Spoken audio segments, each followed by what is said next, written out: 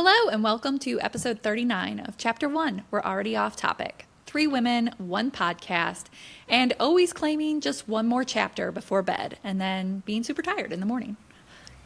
Consequences. I'm Mary. I'm Catherine. I'm Elizabeth. And it's a little funny because last week we were all together. Now we're like all separate. Sorry, it's But my today, fault.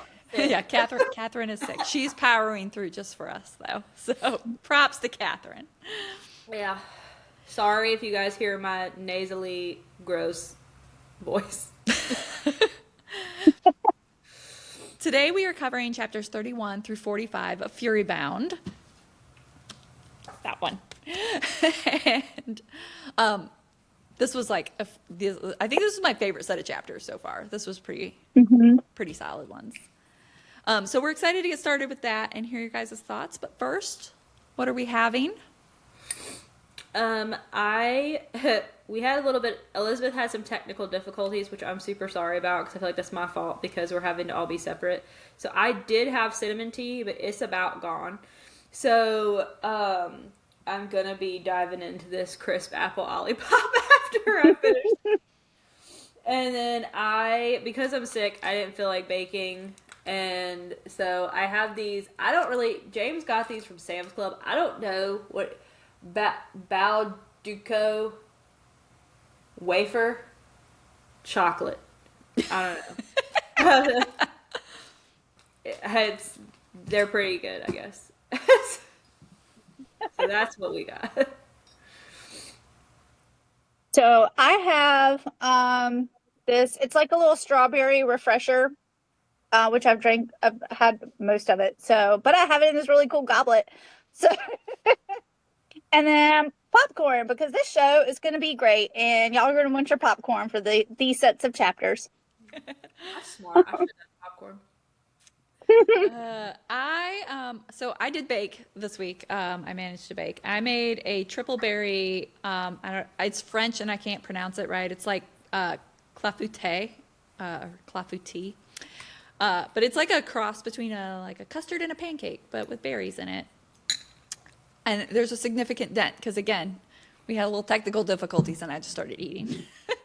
And I am doing an Earl Grey with raspberry white chocolate cream in it. So Yum. kind of go with sticking with the berry theme this week.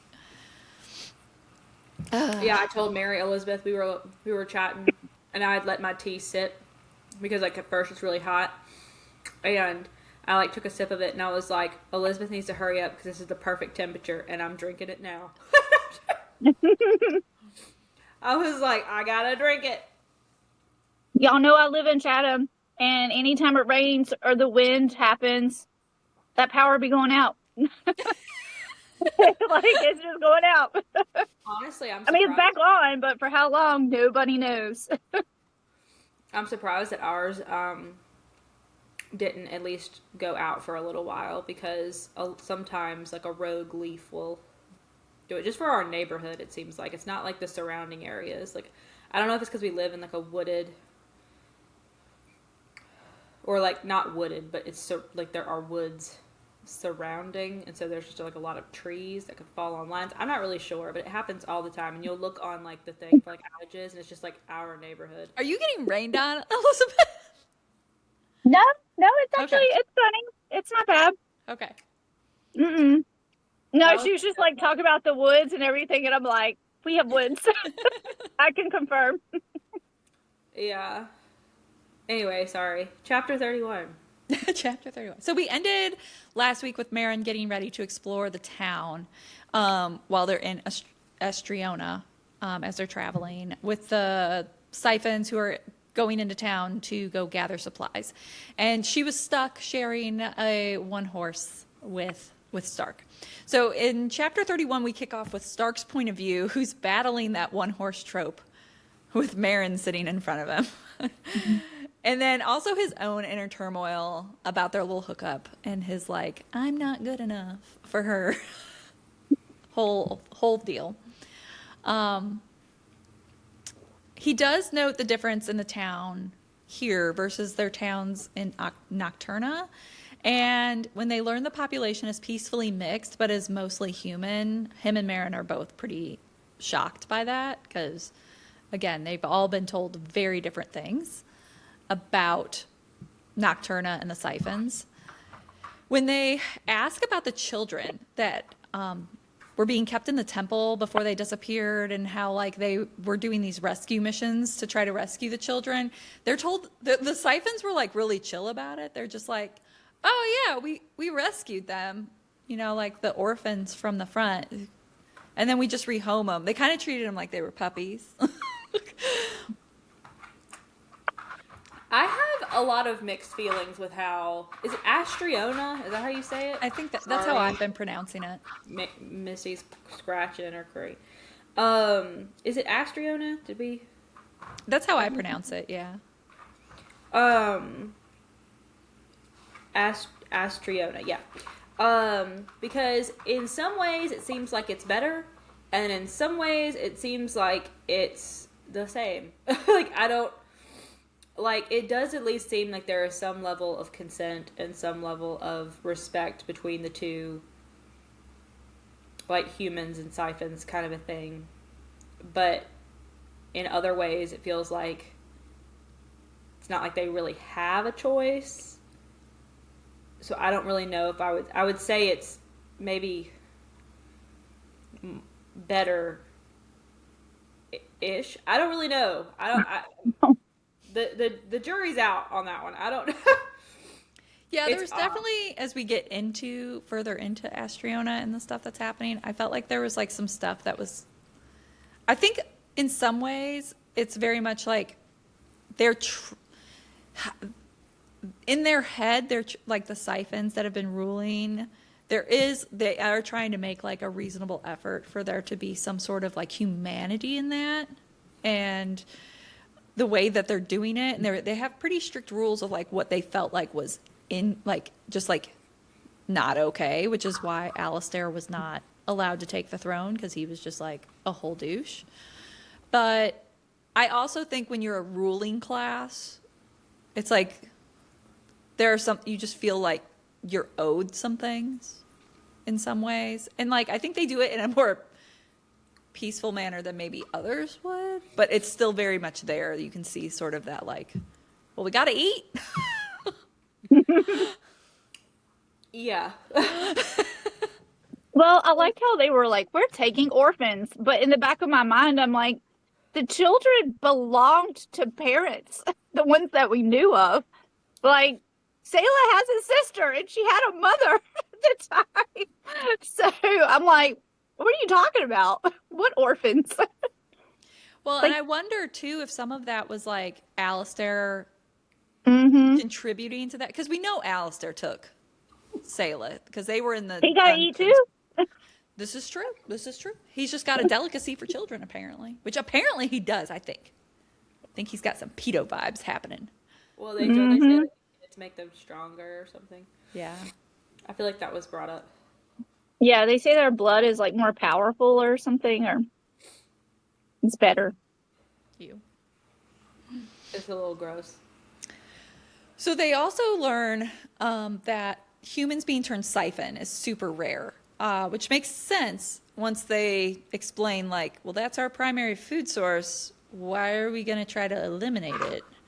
And it's strictly monitored and requires basically a formal like application from the human to even become one. So the human has to request becoming a siphon, and it's like monitored and approved, and there's like paperwork.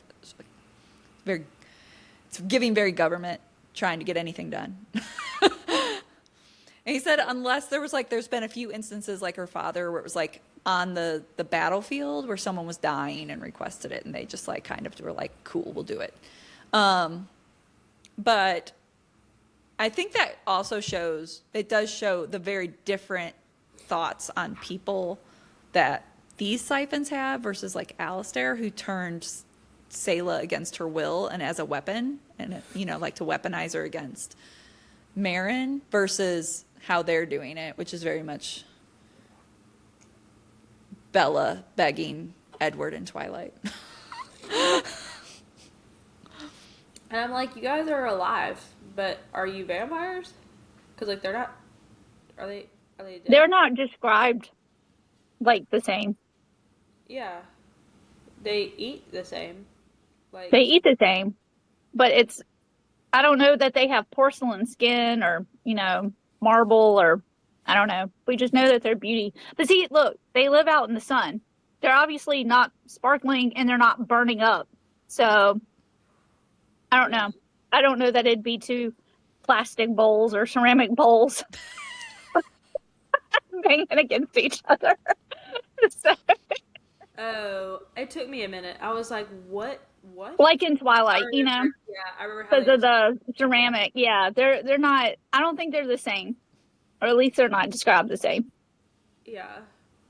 So they're kind of quickly figuring out as they go along here, and the further they get into Astriona, and the more that they learn that everything that they've been told in Nocturna about Astriona and about these siphons has been like a fabricated lie that Alistair has just kind of continued, like pushing this to help himself and continue the war that he's been instigating.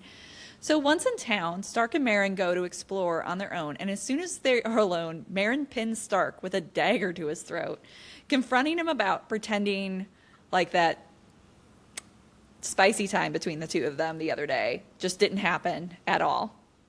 And he Rude. tried, right? I'm like, he gets all girly in his head where he's like, I'm not good enough for her. But then, like, also he pulls like a dick move. It was Yeah, not a waiting moment. So he tries to like tell her, talk to her. yeah, he's trying to tell her that he's all wrong for her. But Meryn says, she kind of goes into her own little spiel, even about like how they can share power and this weird bond that they have. And she says, "What are you if not my equal?" Which I thought was like a pretty banging line for Meryn. Mm-hmm.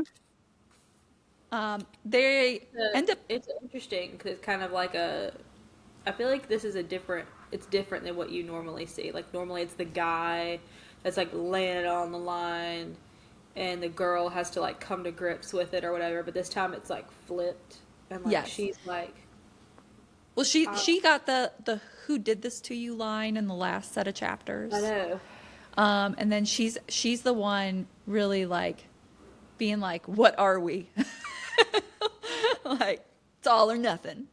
He did like his own version of ghosting. He was just like, "We're not going to talk about it," and I'm like, "Do you know how that makes a person feel?" Especially a Come on. girl. Yes. He We're was like, already it's all so up in our head anyways. So, they end up getting interrupted by a scream that they hear nearby, and they run off and they find a woman that's being held down by two other siphons, and they're about to like feed on her, and so they're I do like, feel like maybe that could have done with a little. Like I understand what the. Like I understand the agreement and the rent and all that, but like maybe you could have done it with like a little more tact, right. you know? Yeah, and I think this is where you start to like, is especially like if I was Meryn, who you've been told all of these things about this land, and then you're being shown something different, but then like, is there like this sketchy underseated underbelly of like where we don't really follow those rules, type thing, or is that really what's at play? But they end up trying to stop them, but the siphons like get really upset because they're like, we're just collecting rent, like we're just getting what's our due. She didn't pay, she owes us money, so this is how we collect basically back pay. And Stark just beheads him, like, and I'm like, bro, you're on a diplomatic mission. Although Meryn don't seem super upset about it, but then the other siphon that's with them grabs Meryn by the head and is like about to snap her neck when luckily Elias and David show up and intervene, which is the two siphons they were traveling with into town. And Elias is pissed because he's like, I left you alone for like 2 minutes in the city and you killing people. And Meryn is also pissed because she's like, the siphons were like going to feed on her against her will. And she's informed that that's their laws and their customs and that none of them were broken. And Elias warns her that the woman will now be held responsible for what has happened there with the siphon death. And afterwards, Meryn confronts Stark one last time, telling him that he is broken and that she will give him time, but not forever. I was like, get it, girl. So in chapter 32, they travel further into Astriona, and the further they get, the warmer it gets, and they eventually end up having to trade out their clothing for something lighter to wear, because Nocturna was always super cold. Meryn's complaining about the sweating for like the whole first half of that chapter. It was hilarious, but also very relatable being here in ye old South with the humidity. Yes. You're like, yeah, it sucks, doesn't it? She's Not a like, dry heat, is it? she's like, I'm not even like exerting any energy, and I'm just wet. Yep. So Stark and her are still avoiding one another, except they're like sleeping together at night in order to keep those dreams away, which apparently is very awkward for just everyone, the whole group. And I like jokingly while rereading this, I was like, was Meryn in her luteal phase? Because she also just seems like irritated in general.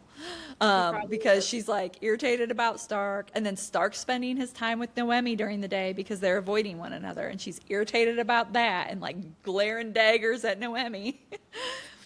And then Sayla's over there talking to her dad, and she's like, God damn it.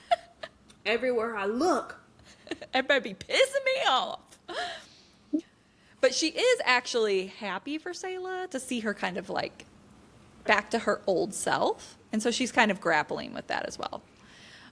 Noemi does try to talk to her, have a little girl chat. Like, we're connecting. Like, dads be sucking. And she tells her that she doesn't have to forgive her dad, but it's like very obvious that he's trying with Sayla, and that she should keep that in mind when she's like moving forward. Meanwhile, Sayla also sees her watching them and immediately kind of sucks back in her shell and shuts down and leaves her father. And then Meryn ends up feeling guilty about that. But Sayla comes over and she's like, I'm going to go brush the wolves. Which this whole exchange was also hilarious, because then Meryn's like mentally prepping Anassa and she's like, primping time. I love she's like, I'm gonna send Kratos for a run. His patience is officially worn out. Like, because Sayla tried to put a bow in his hair. His patience for this has disappeared. She tried to tie a ribbon on him yesterday. Which honestly, I was surprised that Kratos let her brush him at all. Like, I'm like, look at Kratos out here. Just a girl dad. Just a girl dad. He apparently draws the line at ribbon, though. I mean, that's fair. So Meryn asks her father about a cure for Sayla, and he tells her that none exists, which only continues to further upset her in her luteal phase. And she gets a little sassy with him and just says that maybe he just hasn't looked hard enough. I'm like, dang. Yeah. All right. At this point, I don't really understand the animosity towards the dad. I mean, I do, but I don't. Like, I feel like I understood it at first, but the longer that she's around him, I feel like she could understand that he doesn't really have any sort of malicious intent, you know? Like, he is trying. I mean... Yeah, but like, I still think she very much feels abandoned by him. And then the mother... And not only she was abandoned, but I think she feels bad on behalf of... Like, she's upset on behalf of her mother as well, because they were married, she was pregnant, and to her, he abandoned her. And I totally get that. Like, and then that triggered... That was when her mom started going crazy. So I think she blames him in a lot of ways for that, because she wasn't going crazy before that. Yeah. And then not only that, she had to take care of Sayla. She basically became a mother. She didn't really have like your typical teenage life. Like he didn't even know that her mom was pregnant, for one. He didn't, and he didn't know any of these things were happening, and I get that, but I also understand Meryn's frustration. Like, she ended up having to go to the fighting rings to take care of her family. She sacrificed her whole life. Like, he couldn't come back to check. He couldn't come back to check on him. Write a letter. Like, right. Now, I do agree with that. I feel like there could have been some, like... And I understand his point, too. He was trying to protect them because Siphon's bad. Like, and so he thought staying away was the better option. But, Right. you know, But he could have sent somebody. You know I they'd be think, sneaky. They're I mean, sneaking the orphans out. we're not done with Surely Fury they Bound. could check on. I feel like what I'm basically saying is I feel like I understand Marin's point of view, but I feel like I also understand his point of view, and I feel like he is trying. At the very least, he's being very good to Sayla. Yes. And very much trying to make up for lost time. You could tell there's guilt there. You could tell that, it's kind of like you don't know until you know, and then once you know, then you're like, oh crap, kind of a thing. Well, I do Yes, feel but there are like, consequences, and these are the consequences. I feel like she's forgiven him, but to trust him 100%, that's going to be a while, you know? or to I want a don't- relationship with him. Like, I think Yeah, but that's going to take some time. we have a third book coming. And I think so far, we're not done with this book. I don't know. He could get offed before the end of the book. Who knows? I don't, but For Sayla's sake, I hope not, because yes. And I he's the actually am only, hoping. familial thing that is also a representative of what she now is. Yeah. And I'm You know. hoping maybe by the end of the third book that there's like some reconciliation that can happen. I would like that. I think that would be good. Sorry, go ahead. So they end up arriving in Brightbane, which I ended up thinking of as I had a little trouble at first picturing it, but the way it's described is similar to me, at least, as like an elvish city. And in fact, not even Lord of the Rings, but like the Silmarillion were in like the like hidden city of Gondolin that they had, because it's like the white brick and it's like the fancy arches, and so plus all that open space for me just gave elf. And I also love how their open space is like their AC. Yeah. So once again, Elias advises to leave the wolves, which gets a resounding hell no. They're not going to leave their wolves outside the city. And as they proceed in town, they see why he suggested that, which is everyone's terrified of them. And at the castle, Elias says that, like, basically, this is where I leave you. Bye. And he leaves them with Philippe, who's the royal chamberlain of the castle. And this upsets Marin that they're not like being greeted by the king. Like, the king sent for us, he summoned for us, and he can't even be bothered to like show up.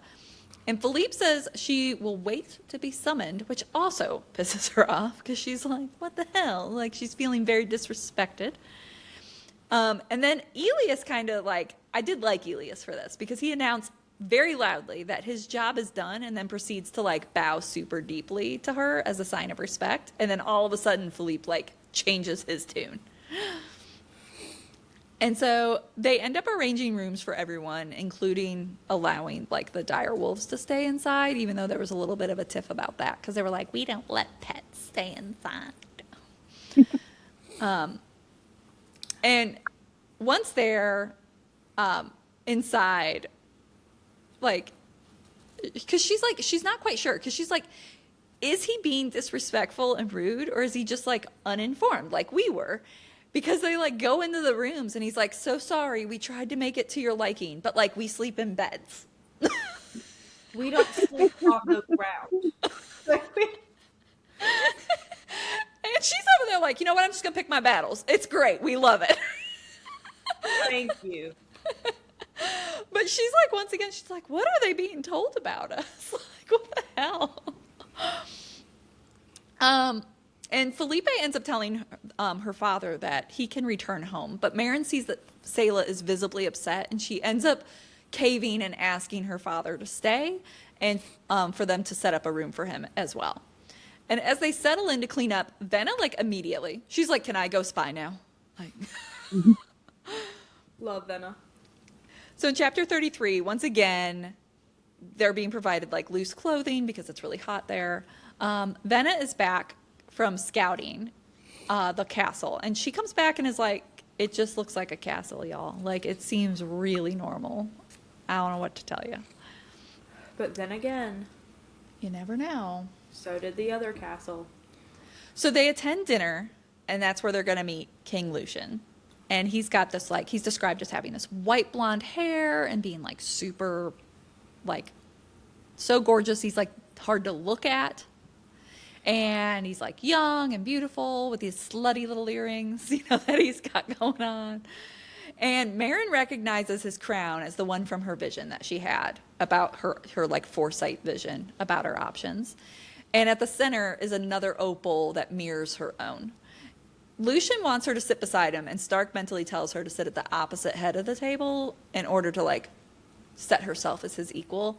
But Marin's like kind of having this discussion in her own head of like kind of a practical standpoint of like, we need to have a talk, and I don't want to be screaming down this table. So I think that's fair. yeah, so she ends up sitting next to him. And Lucian says that there's going to be some entertainment for the dinner, and these two women come in dressed as warriors, and one is that woman from town that they attempted to rescue, from the siphons. And this is her punishment, is that she has to face this other siphon fighter as this form of entertainment. And they fight, and Marin is like very nervous because this is similar to what like the old king would have done in Nocturna, and they would have just fought to the death, and everything was just for his entertainment and amusement. They do fight, and while that human woman holds her own, she's clearly outmatched, and the siphon eventually is able to quickly draw blood 3 times, but they're just like really superficial small cuts. And then Lucian ends it. He's like, good show, everybody.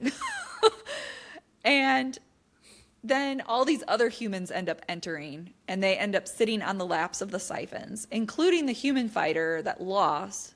She then sits on the lap of the siphon fighter at the table as well, which Marin's just all over the place. She's just like not sure what to think, because she's like happy that it wasn't like to the death, and she's kind of surprised that that's like all it was. But then she's like, now what's happening? Why are all these people coming in? Like, what is going on? This seems a little weird. She's like, is it normal to do like a giant orgy before dinner here? Like, I don't know the customs. I don't know. There's a lot we don't know, obviously. So Lucian tells Marin to enjoy her meal, because the human, like the people, have plates of food set out for them, and then starts drinking from the woman on his lap, and so does like apparently everybody else in the room. And in chapter 34, all the siphons are feeding on their humans, and Marin can't help but stare, but also she's like intrigued, but also is like, I think this is rude. like I know they're having their meal, but also like it's loud and wet and a little gross. I love the inner warring a lot of times with this, because it's like I feel like this is both normal and not normal, and I don't like it, but should I not like it? Like, am I allowed to think that? Like, it's very interesting how she's approached it. Yeah. Lucian quits feeding long enough to like imply to Marin that she's being rude for not eating her own food. And she says she doesn't trust it, so Lucian eats from her plate to show her that it isn't poisoned. Lucian tells her that Alistair is his older brother and wants to take Astriona because he views it as his birthright that has been stolen from him. Marin is angry that for like 5 centuries of war, it's all been over just the line of succession, which to her seems ridiculous. But in the back of my mind, I'm like, isn't that kind of like what it always is in some way? Like, yeah. It's usually like line of succession, someone's got the throne, or even just like a power play. Someone wants something they believe they should have the right to. Yeah. Whether it's land or people or whatever. So I was like, but that's what all war is. Which Lucian, I think, ends up saying something to that effect. Like, isn't all war just like egotistical males like fighting over shit? Yes. Elizabeth, yes. It's exactly what it is. So Marin knows that they have mind control powers and accuses him of using it. But he tells her that actually most siphons don't have that kind of mind control power, and most of them only have like, they can only create illusions, and only to like a certain extent. And only like a small portion of them have mind control powers, and they can only use it on a thrall. And that thralls are made by using like like a consensual exchange of blood. So much like becoming a siphon, like the human has to agree to becoming a thrall. You don't just make someone a thrall. And Lucian tells her to put on his crown. And as she does, she's sent into a vision of the past, showing Lucian having an orgy, like right off the bat. And she's like kind of pissed. She's like, why are you showing me this? And then his mother coming to summon him to see his father. And once there, Alistair is brought in by guards and accused of making thrall bracelets. And they are identical to her engagement bracelet. And the king exiles him and names Lucian the heir instead. Alistair is furious, and apparently a bunch of people, the siphons in the room, or even just like, I don't know who it is. Everybody in the room was wearing these like thrall bracelets, and they start to attack everyone else in the room, and they kill the father like real quick. Lucian grabs the crown and places it on his own head, and is able to quickly create like dozens of himself with his illusion magic to chase after Alistair, while Lucian then slaughters all these thralls. And Alistair is just trying to get him to give up the crown, saying he doesn't want the responsibility, that he's always just wanted this life of leisure and like chill, like he doesn't want to rule. But Lucian calls him sadistic and refuses. And Alistair leaves, but says that he's going to have the throne no matter the cost. So in chapter 35, in Stark's point of view, we see Meryn collapse. He sees Meryn collapse, and then as soon as she puts the crown on, and he like panics because he thinks she's dead, and like freaks out for a minute. And he threatens Lucian, who just seems amused by everything that's happening.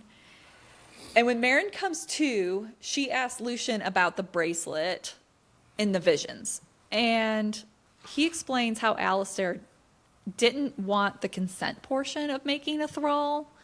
So he instead started mixing human blood and siphon blood and putting it in a bracelet. And that seemed to work without any sort of consent. And as soon as he did that, it was outlawed and considered an abomination by his family. But Alistair continued to do it in secret, leading to the vision that she had and him being kind of exiled and whatnot. So Meryn asks about getting one off, like getting one of the bracelets off. And Lucian says only the creator can remove it, otherwise the wearer dies. So we have our answer to that. If Killian's going to have to be around for that action. And Lucian catches Meryn staring at her wrist and grabs it, revealing her own bracelet. Lucian immediately draws a blade to her throat, saying she is a danger to everyone there. But Meryn draws her own blade against him, kind of surprising him. And Meryn explains that Killian has no influence over her mind, only her powers. And Lucian does eventually release her, and then is kind of like intrigued by that, and is like, I need to get to the library. I need to do some research. Meryn asks about the aging that occurs, because in her vision, the king looked older, and like, but Lucian obviously looks super young. And that's where Lucian explains the earrings, that like each one represents 100 years and he's 1,000 years old.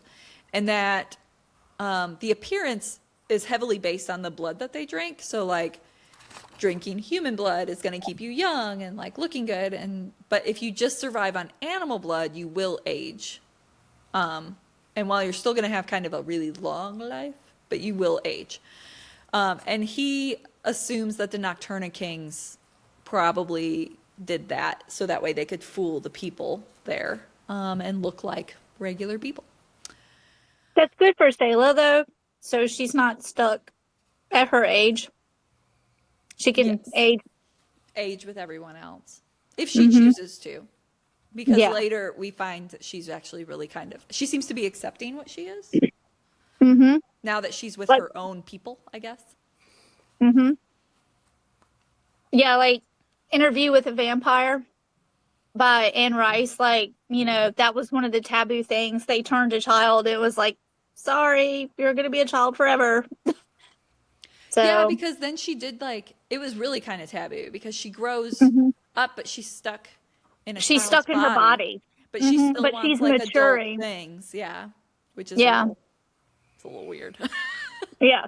So thanks for adding that loophole to the authors. I'm not Yeah. gonna lie. I was like, woo, She don't have to be 11 forever. you don't have to be 11 forever. So Lucian kind of starts flirting with Marin a little bit, inviting her to his chambers for like, so she can learn more about siphons. And this is all making Stark very jealous.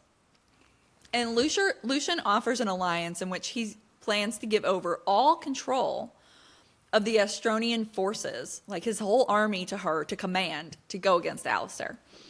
And this was like, when I read this the first time, I was like, oh, that's not just like a ceasefire. That's not even just like a let's join hands. That was like, you take my armies. But when you think about it, I think his brother was a little bit right. I think in some ways, Lucian just wants to he don't want to rule. He wants to party. He wants Like, I love orgies. how later when like Stark, because I know we're going to get to it, when Stark's like, this could all be an elaborate whatever to be able to have control over everything, and then Marin's like, does he strike you as that ambitious? Yeah. Like, And then even Stark's like, yeah, not really. yeah.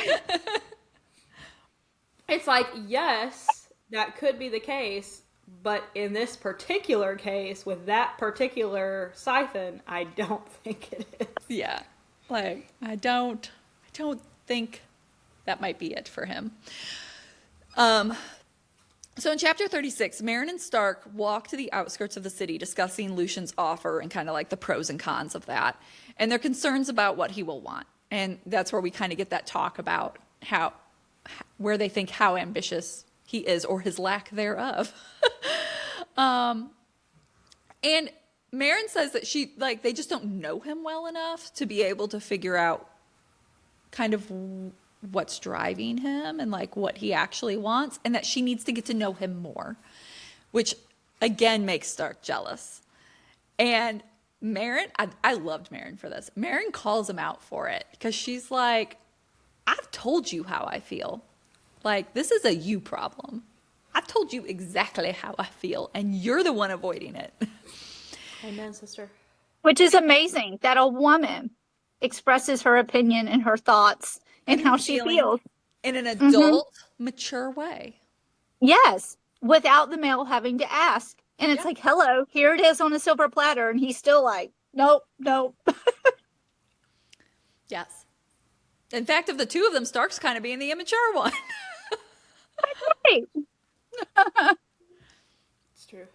So Marin ends up going to leave, and Stark grabs her and pulls her back. They end up basically tearing each other's clothes off, like to the point I think Stark used a knife and like cut her clothes off of her. There was not a lot left. And they have sex just out there in the open against a rock. there was a mountain, I think. Yeah, I was like, y'all be wild, and like the city's right there. Like, but Stark does finally admit that it was in the throes of passion, but he admits that they were made for each other. And after Marin suddenly feels pain and fear coming down the band and realizes it's Noemi, and they have to basically tie scraps of their clothes back together and race back to the castle. And in chapter 37, she arrives to find Noemi restrained by guards.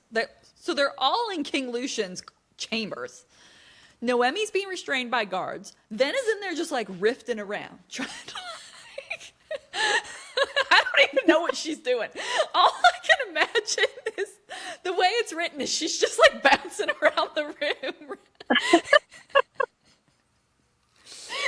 And I'm like, what are you doing, I girl? kind of imagined it like a Mortal Kombat game where they're like in one spot and they poof, they're gone, they're in another, but That's how I envisioned it I too. wonder But if she's they just like keep, like, bouncing trying to around this catch room, her. like, hey, I'm over here. he's like going around, uppercut, disappear, go around, uppercut. Lord knows that was my tactic for Mortal Kombat. I wonder if like she's trying to like evade capture, maybe like if they're trying to like get her too because she showed up or something. No, I don't know. it was just funny. I was just like, He's like, you can't touch this. I'm so fast I can't even see myself. So, and then Lucian is just standing there kind of casually in the middle of it, like he's not even Bleeding. phased, just pouring blood. I guess if you've lived for 1,000 years, there's not a whole lot that Phases you. excites you. Yeah. Yeah. Yeah. Yeah. I can just imagine Marin's like, what in the shit show is happening right now? Like, come on. I left y'all for 5 minutes. Like, I feel like I have walked into a weird circus act. So Lucian takes one look at Marin and Stark showing up and knows exactly what they were doing. He's like, sorry to interrupt. And apparently Noemi stabbed him with like a poison dagger. She'd like camped out in his room, waited for him, and attacked him. Marin had mentally warned Venna about what was going on, and so Venna had come running to help with Marin before, or to help with Noemi before Marin even got there, which is why she was just doing whatever she was doing. He's like, I don't know what's I'm going here. on. Don't know why. They're not going to but touch I'm me. here. I'm here. Now I'm over here. And I'm over here. Somebody's in trouble. Not sure who. Or why. So Noemi was apparently upset about his treatment of women at the dinner. And Marin doesn't understand why Noemi would risk this entire diplomatic mission, the whole reason that they are there, over this. But Stark tells her that she has good reasons and she needs to hear her out and needs to like talk to her. So Marin ends up asking Lucian to speak to Noemi in private, and he offers his office, like begrudgingly, but he does it. Noemi is worried about how free the women actually are in this country, and she's like, the dinner scene felt very non-consensual to her, and she's like afraid a lot of that is forced, even though it looks pleasurable, and referencing that she very much knows a lot about this because she was forced to be the previous king's plaything, which if we remember from the first book, during that series of trials, remember the king would go around, they would all have to like line up dressed up, and a lot of the girls would choose to wear kind of like slutty dresses, hoping to get chosen by him because you would be considered favored by the king, but you would like basically become his like plaything in a sexual way. It was gross. During the trials, and that was prearranged for her without her consent by her father. So when it was her trials, Noemi was forced to play this part. And so Marin like is very understanding of where she's coming from, but she's also like, we gotta do what we gotta do. Like they're not the same. Like he's annoying. Lucian's obviously not our favorite person, but like it's not the same. And you're gonna have to let some stuff go. Yeah. So she tells her, like, I totally understand, but we need this alliance, and I need you to apologize to him. And Noemi does agree to do that and tells her, she ends up telling her that she's glad about her and Stark getting together, saying that they were never romantic, other than like a kiss when they were younger one time, and they both immediately got icked out by it because they don't think of each other like that. So, which immediately afterwards, I did like that Anassa gave her the "I told you so" like speech. Like, I told you to just talk to her. So in chapter 38, Lucian, with some heavy begging, a little humiliation, does end up accepting their apology. Marin tells Stark she thinks she needs Sayla's necklace to like move forward with this alliance and on the battlefield. And when she goes to speak with her, she sees her signing with Venna, but doesn't understand a lot of what she's saying. And she pulls Venna aside to ask her about it, since she didn't recognize a lot of the words. And Venna kind of calls her out on it, saying that that's her own fault because she's never learned anything more than the basics and has never taken the time to continue learning the sign language. And like, that's a you problem. And that Sayla needed somebody to talk to who would like understand being different and kind of an outsider. And now she's kind of finally somewhere where she fits in. And basically, she's like, with love, if you want to talk to her yourself, you're going to have to be open with her and who she is. And after she asks about her and Stark, which kind of came out of the blue, and then she was like, nice. Get it, girl. Oh, she was like, yep, that's happening. Nice one. So she finds Lucian in the library doing research on her bracelet, which... So I'm kind of go back and forth on Lucian. I like him as a character, irregardless. I think he's an interesting character. I think he's a lot of fun. But I never know where he lies and what he's after fully yet. But like here he's obviously trying. Like he's diving in. Like he's trying to figure it out. So I'm like, I don't know. He does seem to be like on board, at least with this mission. And she tells him about Sayla's connection with Killian and Alistair and shows the necklace, keeping her safe from him. Lucian then reveals that he has an identical necklace. And Lucian hands her his necklace and she can like immediately feel all the power like rushing into her. And Sayla ends up wondering out loud how strong a person could be if they had all of the goddess tears at the same time. Kid's smart. She's a smart little cookie. Pause, hold on, pause. Okay. Edit this part out. I have to blow my nose. Oh. Yeah, my phone, like, I was looking, the charge was blinking. You know how it has, like, the little charge spot? It was, like, blinking. And my phone's really hot. Oh, no. I'm like, I don't know what's going on. Oh, So no. I've got 53%, so it should be fine, but Oh, yeah. We're like over halfway. yeah. So I unplugged it. That's why I was like, wow, what's going on? And then I was like, wow, that's extremely hot. So Yeah. I think my battery was like, girl, you're killing me. Sorry. Normally, I don't have these kind of technical difficulties, but today was a day. It It happens. was like, Okay, I'm ready. Okay. So Lucian ends up offering another necklace that would help with the sire bond, that they make these necklaces to help, because it's a common thing that if you have a sire, to have these sire bonds. So they actually have necklaces for that, and that way Meryn can take Sayla's necklace and have access to that extra power. Suddenly Meryn has a headache, and then she's in Secret's head, and they're being overrun by the Phylax pack that had switched sides. And Tormund and Jonah show up and attack her and eventually kill her.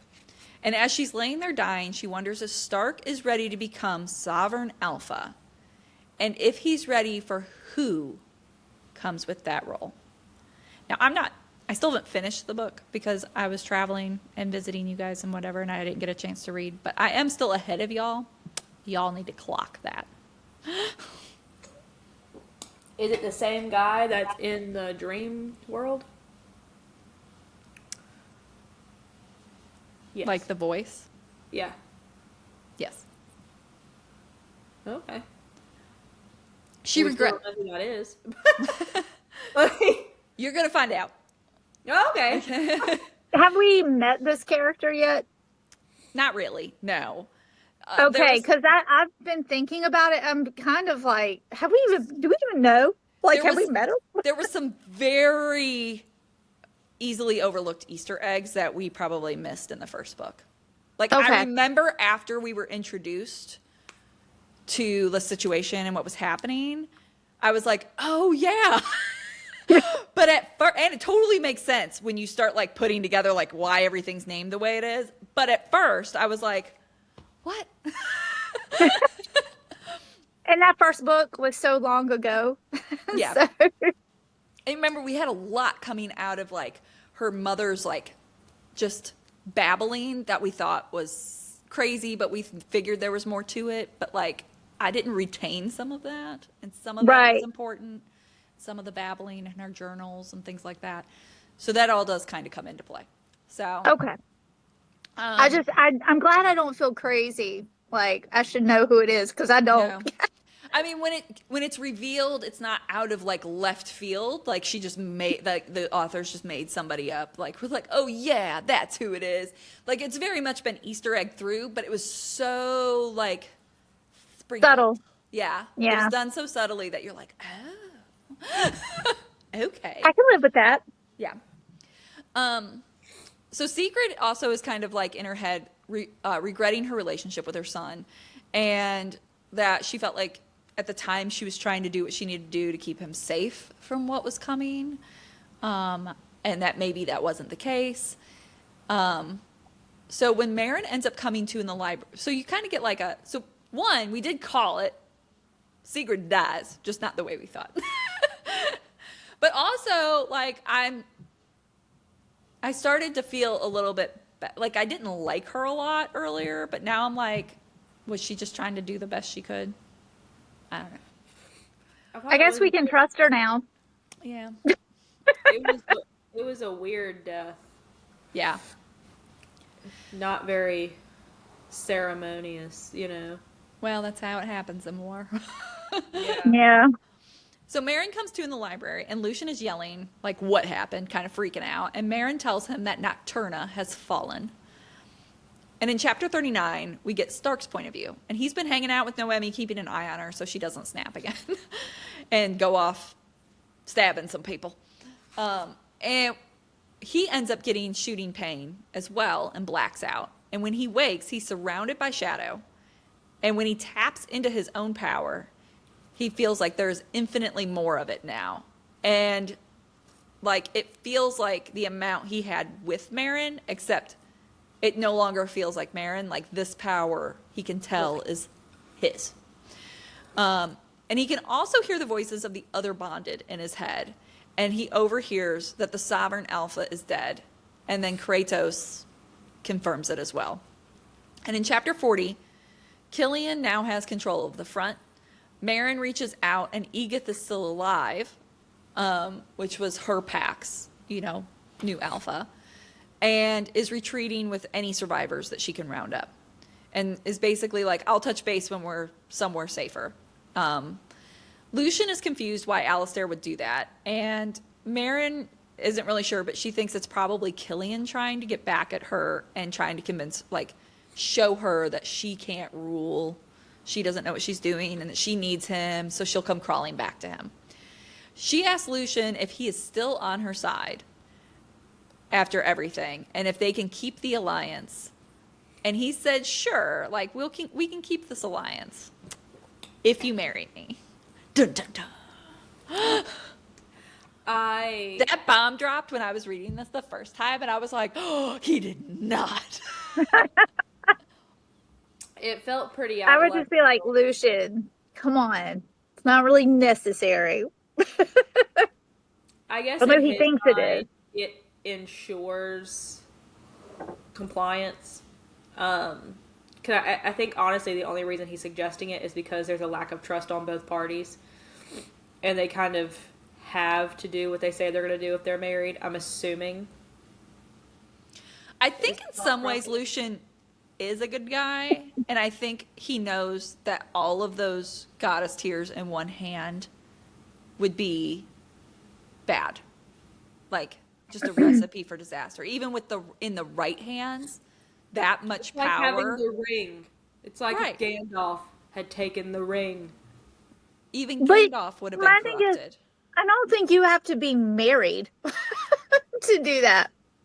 Like, you Yeah, know what I know. mean? I was like, is he like maybe this was his way? Like, is he attracted to her? But then I'm like, I kind of don't get those vibes. I think it truly was for him. I feel like he's attracted to anyone and everyone. Like, I think he's attracted to her. Like, he'd suck her blood, but marriage? Like, what? So Lucian says he wants to guarantee that the tiers are distributed equally among the two countries in marriage. And they couldn't take each other's if they're married. Plus, people will accept the ceasefire easier if they're wed, and they could rule both countries together. And I mean, maybe that's part of it too, because he never really wanted to rule. So he's like, I can pawn off a lot of my duties on her. That I believe. But I'm gonna be honest with you. Like, He's like, she seems legit. She can do it. if our leaders got married to another country to be like, oh, this solidifies our union, I would give no craps forgiven. Like, you know, like I'm still gonna feel my way whether you're married to the other country or not. Like what? How does that benefit me? I've never understood that. I've never been like, we're gonna calm an entire nation of people if we get married. Make it make sense. Like, So Marin says that they will discuss it later, and she leaves to find Stark. And when they find each other, they're both worried about each other because Stark's worried. She's like, you just got your power. This is like the big hit to you. And of course, like Marin's like, but you just lost your mommy. Like, so they're kind of like both stressed about each other. Stark wants to go to the front and face Alistair / Killian. And Marin decides to use her foresight and see their best game plan. And she sees that going back ends in everyone, including Stark's death, and Killian ending up, like, trying to get her. And then she looks at the marriage proposal, and she sees Lucian on their wedding day being stabbed and murdered with the sword. Stark is also dead, and then Killian is standing there with the sword, once again turning to her, taking her. So, desperate for some kind of solution that doesn't end in everybody getting killed, she keeps searching through her foresight, trying to figure out what her options are. And all she sees is like salt water and a tower, and then a female body not moving with Stark like standing over yelling. And when she comes out of it, she tells Stark Lucian proposed in exchange for support. And then she just drops that bomb. She's like, so Lucian proposed. So in chapter I'm sorry. If Stark is leaning over a body and yelling, I feel like that narrows down the people it could be. Just saying. That's my theory. I'm clocking that right now. I won't name any names. But who else would Stark be standing over and yelling? I don't think he'd do that for his own mother. And she's not in the picture anymore, so that's not even an option. Just saying. I feel like he would for Noemi. I feel like Noemi and Marin are like the two. I feel like my prediction, it's not Noemi. I agree with That's that. my prediction. You will find out I don't know what's going to happen. after these I don't know what chapters. it is, but let me tell you, I'm like, with the way this book's going, like, ain't I know Noemi. it's not. So as we get into chapter 41, Stark asks her if she's going to accept his proposal. And when she says no, he admits that if he was a better man, he would tell her to do it, for the political alliance. But that in reality, he would damn every soul just to stay by her side. He's finally admitting his feelings. So she tells him the vision, like all of her visions, and that there was really only one viable answer, but she doesn't understand it. And she tells Stark to stay out of her bed that night so she can talk to Killian. And once asleep and with Killian, she pretends that she's been trying to get in touch with him and like, I just couldn't because like Stark's been doing something and he's like blocking me. I don't know. He's trying to keep us apart. And then she's like, I'm a hostage in Estronia. And like, I don't know how to lead. She's like, I'm just a girl. I don't know how to lead. I've needed you this whole time. I feel like I bought it too. Like, Well, it's just playing into his ego. So of course he's like, oh yeah. he wants to believe. Yes. This makes perfect sense. Yeah.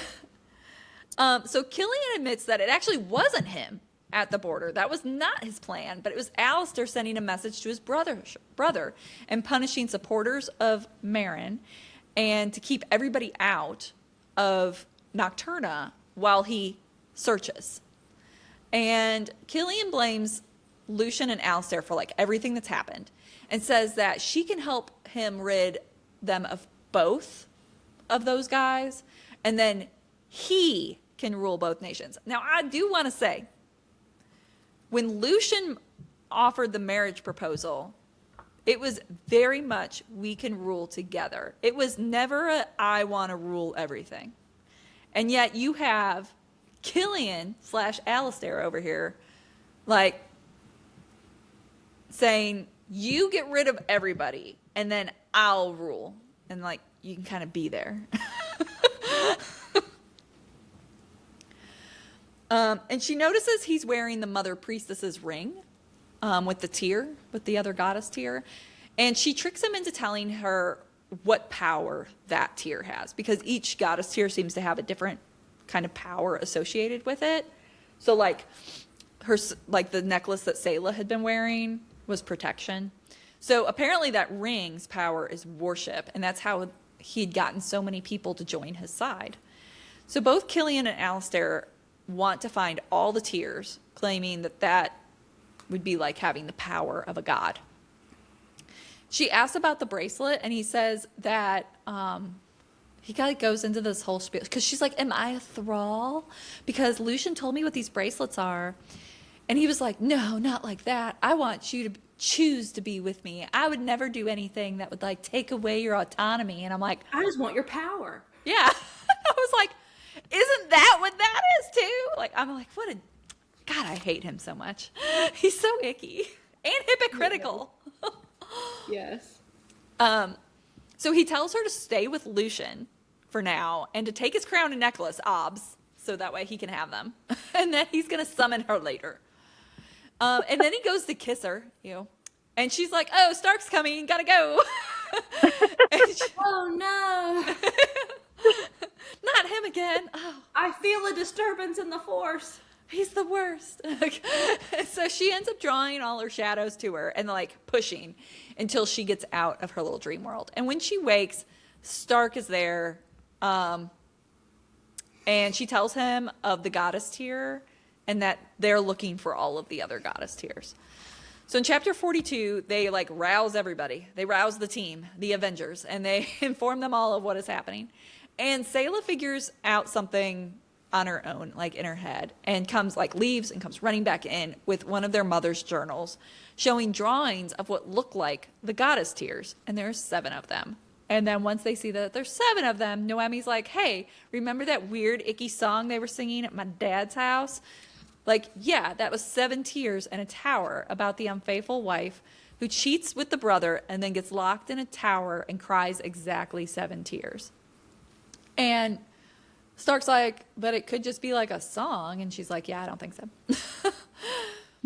And she goes to Lucian. Marion ends up going to Lucian, and she tells him what she knows. And, he's pretty intrigued by what he's being told. And he does say he knows of a tower, but it's like mostly of legend. And it's apparently surrounded in mist, and no one that has ever tried to get into it has ever come back, but a few have sailed close by, and so there's some sketches of it.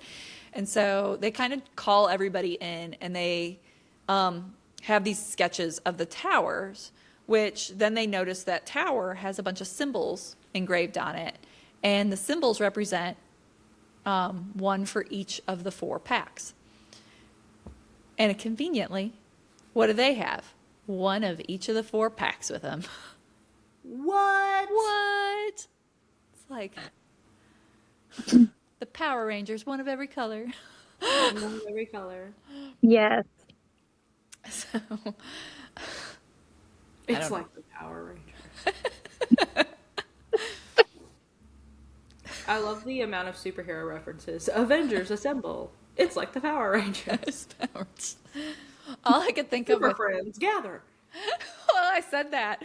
And then I'm like, and then for some reason, all I could think of was like, Killian's probably the reason the Power Rangers have to yell their colors.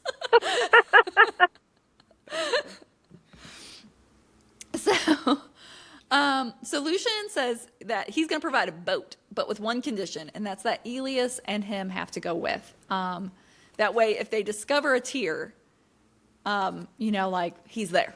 And also, he encourages her to consider the marriage again. And then in chapter 43, Marin says goodbye to Selah and makes her dad promise to look after her while she's gone. And he, in turn, asks her to look after Ruby and try to keep her safe. And you kind of get this, like, little chat moment between the two of them where she finally starts to understand that, like, he actually really cares about Ruby. And that while he loved her mother, it wasn't the same kind of love with Ruby. Like, Ruby's his soulmate. So, He's coming around. yeah. So Lucian shows up. And this is where I really start to love Lucian too, because he's like, "I've arrived. You're welcome." Like, It's the man's very got flair. Maui from Moana. What can I say except you're welcome? It's like suddenly he is Dwayne the Rock Johnson. I don't know. I guess because of the way she described him as dressed, as like, and then like how he shows up. For some reason, I just kept getting Jack Sparrow. I guess because they were going on the ship too, and he's going to be the captain. Like, he's giving Jack Sparrow, like, la la. I feel like Like, Lucian and I would be friends. I would just be laughing like, dude, what are you doing? So He yeah, seems fun. I do. I love him as a character. I don't love Yeah. him for Marin. I hope that the marriage thing does not end up playing out. Yeah, no. And like I was telling Catherine before the podcast started, I actually, through this set of chapters, heavily sensed something between him and Venna I agree. multiple times, because Venna sort of picks on him and he kind of gets tickled by it. Like, Venna don't take his crap and isn't afraid to call him on it. And each time he's like, I like her. And then you see it again here because he tries to ride with Marin and Anassa, and Anassa's like, no. Absolutely not. And he turns to Venna and like kind of smirks a little, and he's like, I'll ride with her. So I'm like, I feel like there might be something there. Venna needs a love interest. She does. Well, for a minute, I thought, which I don't know, they could still do this because, her and Noemi have been hanging out. And I'm like, I wonder if those two would get together. But the way Lucian is acting, maybe her and Lucian instead. Maybe. So, they arrive at Bloomfang, and I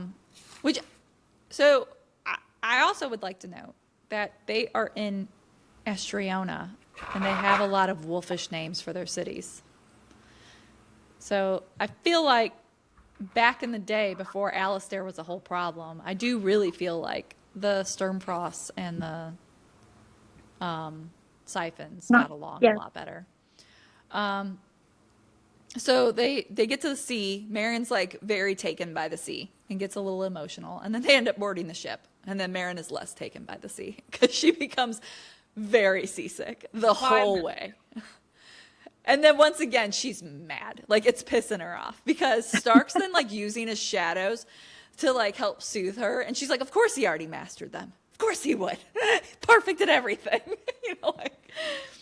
I would be the same because my husband's the same way. He'll be like, I just learned this thing and I'm amazing at it. And My husband's like that too. I like golfed all through high school and like I was not a great golfer. I was a good I was the best female golfer in one of the worst teams in the state. So like, you put the math together.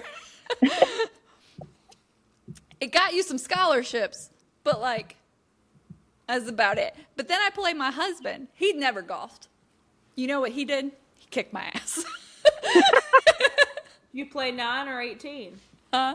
9. What did he shoot? I don't remember. He just totally destroyed me though. Just every time. I asked James. He's just a natural athlete anyways, and I'm just like, I hate you. I saw this video from like these professional golfers because my husband's a golfer, so like I get all of these things. They asked like all these professional golfers, like, okay, if you like what would you score on 18 holes? Would you say would be like a good golfer? Like, and they said like anywhere in the 60s, I think. Like They were like, we'd say like anywhere in the 60s. A lot of people like 60, 62. Some people said anywhere in the 60s. And I was like, I was going to send it to my husband, and I was like, wait a minute. And I asked him, I was like, what do you normally shoot in golf? Because I'm not going to send it to him just for him to be like, I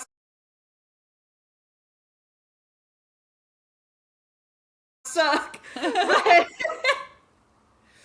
he was like, back when I was like, you know, playing regularly, it'd be like, you know, in the 60s, 62, 65, something like that. And I was like, whew. And I sent it to him. I'm like, look at you. It makes a huge, for me, I know not for everybody. Some people, again, like you have natural talent, and it, you know, obviously the more you do it, the better you get. But like some people are just more naturally talented at certain things. I was not naturally talented at anything in life, apparently. I have to work really hard to be average at everything. And so I worked really, really hard to be an okay golfer.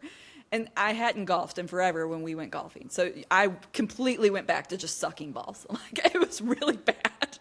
I was like, I'm going to be lucky to stay on the fairway.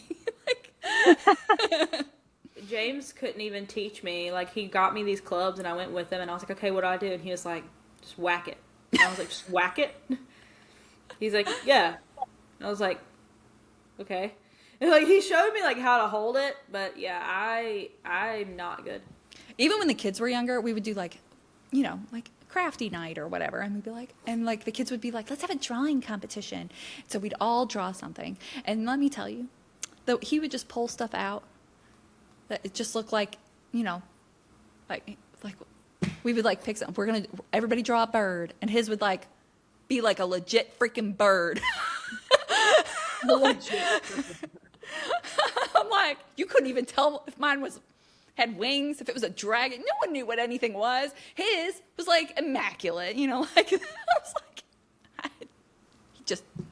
I love him so much. You just want to punch him though sometimes. Like have less talent. Come on.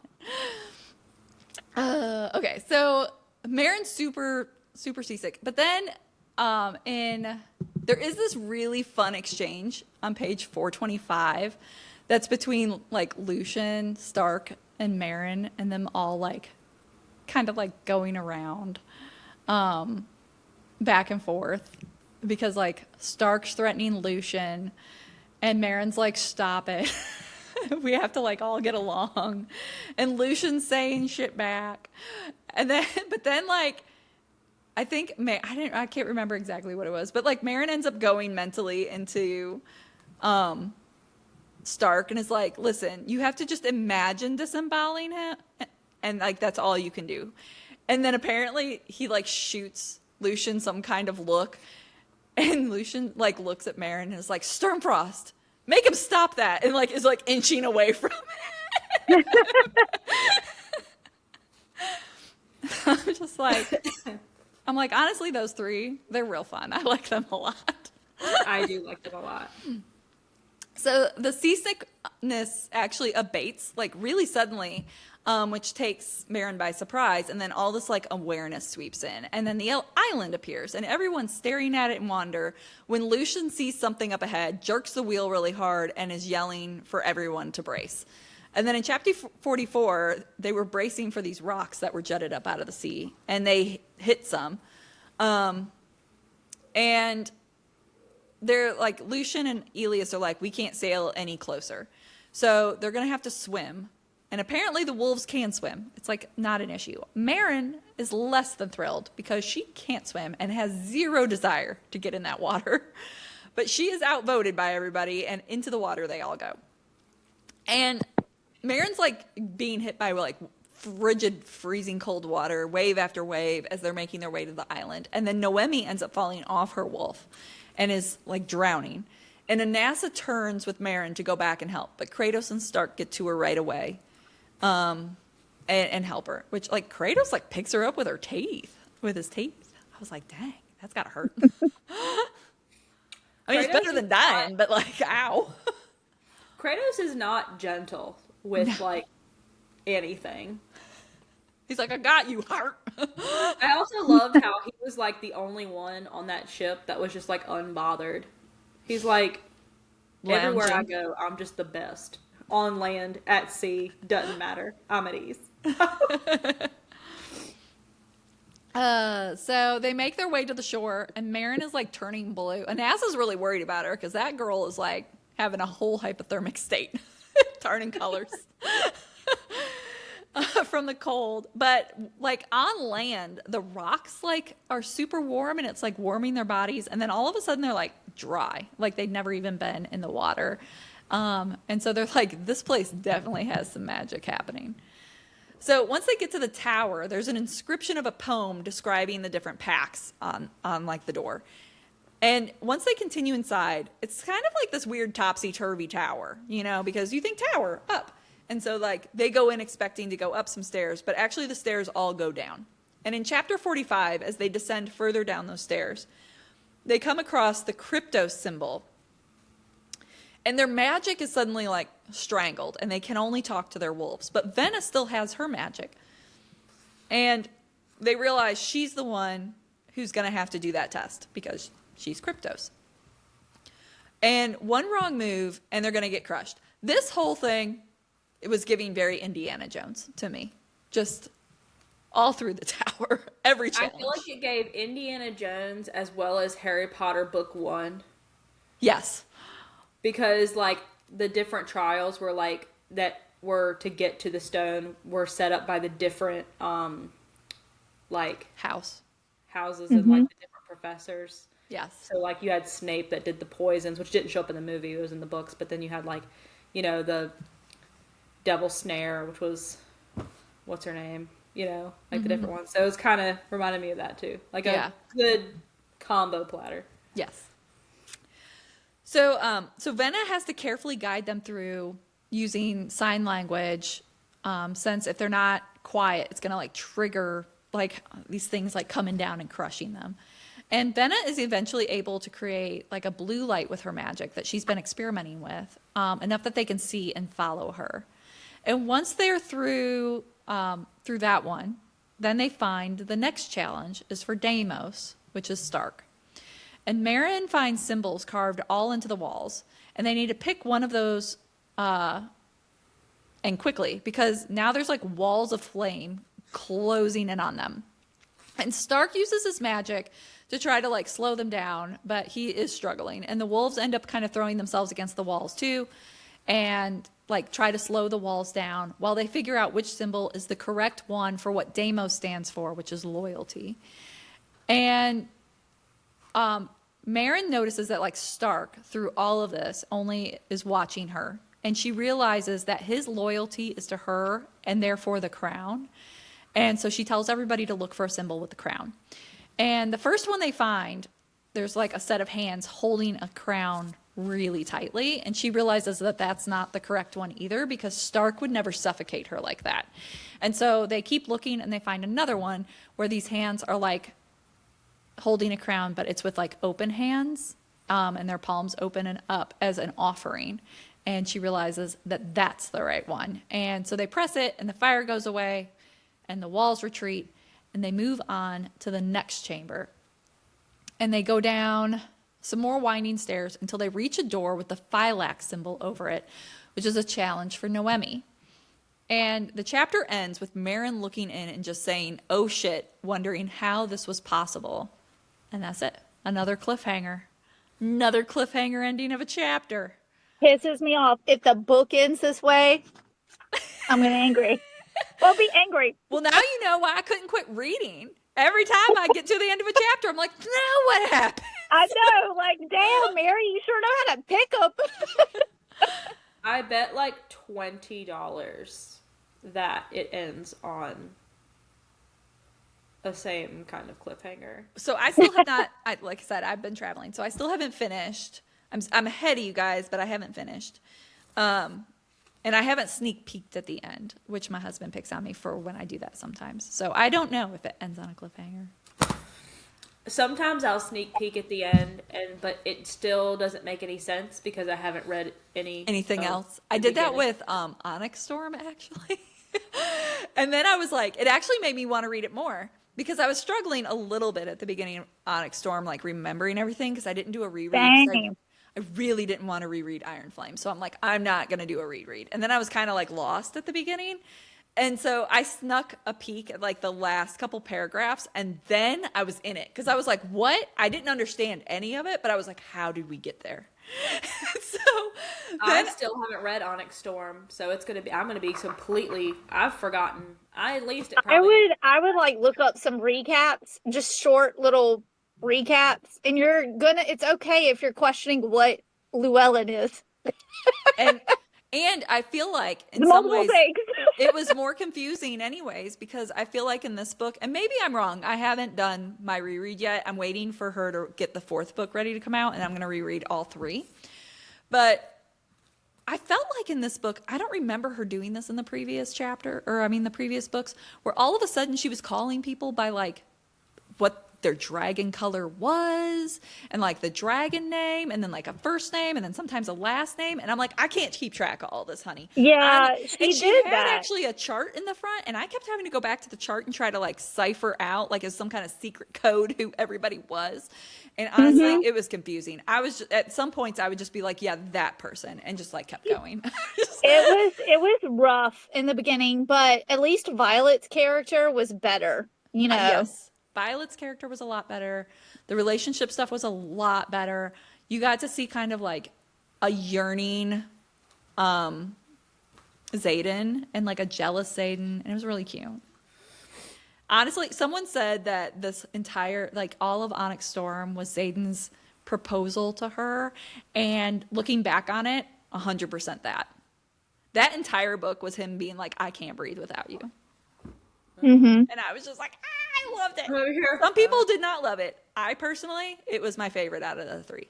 But I know other people, it was their least favorite out of the three. Me, that was Iron Flame. It's going to be I like cannot pulling teeth to imagine read it Onyx again. Storm But being I worse think than there's Easter eggs I missed in it the first time because I was kind of like frustrated with the book. And Within names and yeah, that's the only reason I liked it better than Iron Flame, but I like the first one better than that one just because of the confusion. yeah. But the ending, man, woo!